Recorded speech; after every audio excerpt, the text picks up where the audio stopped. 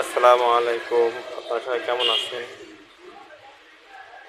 এই পৃথিবী এমন একটা জায়গা, এই জায়গায় গরিব মানুষের কোনো মূল্য নাই, সম্মান নাই।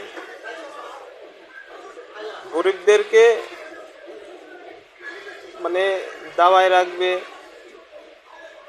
যত কাজ করাই নেবে, হুকুম শোনা লাগবে।